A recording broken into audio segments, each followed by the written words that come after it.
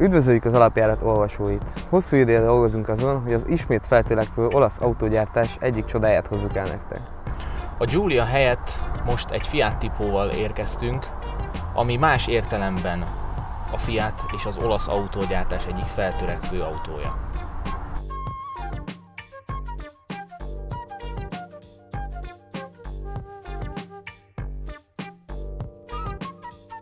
A Fiat Chrysler 2015 óta gyártja az új Tipót, ez a közös FCA platformra épül, lehet kapni hatchbackben, station wagonben, amit itt is láttok, és sedan formában. Szerintem a legjobban ez a station wagon éri meg, ez néz ki a legjobban is, és a hely kínálat ebben a legjobb. 2017-18-tól amúgy Észak-Amerikában a Tipo lesz az új Dodge Neon.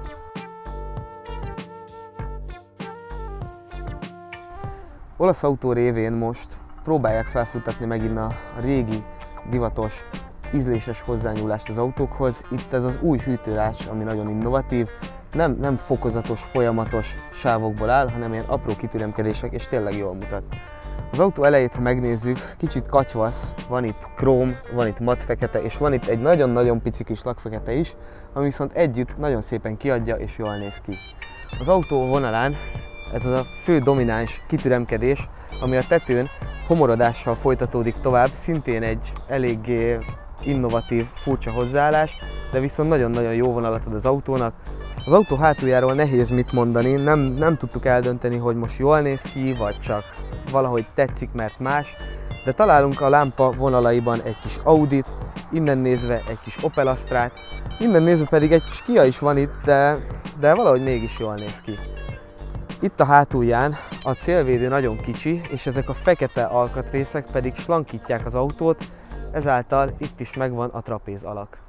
Nagyon érdekes viszont ez a kis design elem, nem tudjuk, hogy ezt az olaszok milyen megfontolásból tették ide, pont két új befér, viszont semmi funkciója nincs.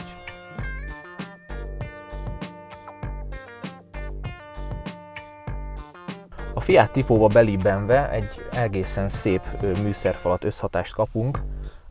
Lényegében ez az autó elég sok mindenrel fel van szerelve, találhatunk itt egy egyzónás automata klímát, és itt középen megjelenik a műszerfal lelke, ez a gyönyörű kis tabletszerűség, úgy szívesen megfogná az ember, és így levenni így a helyéről, olyan jól néz ki. Ráadásul ezzel a matt kijelzővel egyébként nem csillan meg rajta a fény, és viszonylag gyorsnak mondható. Ez a grafika szerintem teljesen jól néz ki, a TomTom szolgáltatta ezt, kicsit olyan, mint egy ilyen rajzfilmes játék. A telefont egyébként tök könnyen rá lehet csatlakoztatni, úgyhogy igazából elektronikai részben rendben vagyunk. Itt lent még ezt megemlíteném, hogy itt található egy 12 voltos dugaj, AUX bemenet és USB, illetve ülésfűtés is. Viszont egy nagyobb okos telefont már eléggé nehézkes ide berakni. A műszerfal egyébként és maga az autó belseje is elég komornak mondható, szinte csak feketével találkozunk itt bent is. Itt egyedül ez a kis krómcsík töri meg a feketék uralmát, és ami igazán érdekes az az, hogy itt a műszerfalon ezzel a kis barázdákkal telirajzolt anyagot találhatjuk, ami szintén megjelenik az ajtón itt fölül is, és végig alul is. És itt is ugyanezzel az anyaggal találkozhatunk hátul, a küszöbökön, itt fölül, egészen végig. Mint mondtam, mindenhol elkísér minket ez az anyag, itt is, és itt a koptatón is. És mikor azt gondoltunk, hogy nem találunk mást, hát mi történt? Itt a középkonzolon is végig ez az anyag jött velünk szembe. Az új Fiat Tipo kombit azzal reklámozzák, hogy hatalmas lábtérrel rendelkezik, ami valójában igaz is. 186 centimmel tök jól elférek itt hátul, és fejtérből is nagyon sokat ad az autó. A Fiat Tipo kombi 2016-ban elnyerte a legjobb vételdíjat. Talán ez a kombiban nyilvánul meg a legjobban, ugyanis az 550 literes csomagtartó rendkívül tágasnak mondható. Ez a roló 3 állású, könnyedén állítható, és az ülések ledöntésével 1,8 méteres síkpadlójú csomagteret is kaphatunk.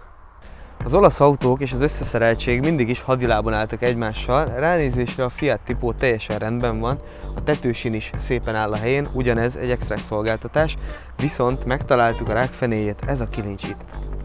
Hallgassátok csak!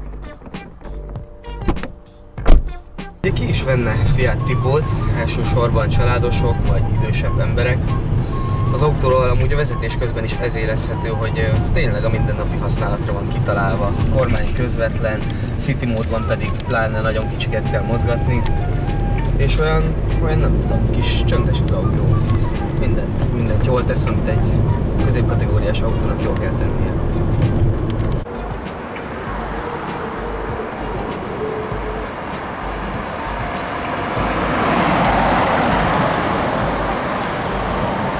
A kormány kifejezetten nagy, és egyébként nagyon jól is néz ki, viszont a fogása nekem, megmondom őszintén, nem a legkényelmesebb.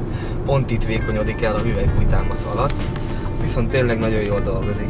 A váltó szinte tökéletesen magától beugrik a fokozatokban, ennél jobbat nem is kívánhatnak ide. 6 sebességes. Ez a legnagyobb dízelmotoros kiadás, 1.6-os multijet motorral, 120 lóerő, 320 Nm, egyáltalán nem ideges, egyszerűen minden pillanatban a nyugalmat érezzük az autón. A turbójuk viszont hatalmas, hogyha előzni akarunk, akkor mindenképpen vissza kell váltani. Ha csak rálépünk a gázra, akkor érezni, ahogy a turbólapát szépen lassan felpörög, és akkor megjön az a 320 Nm.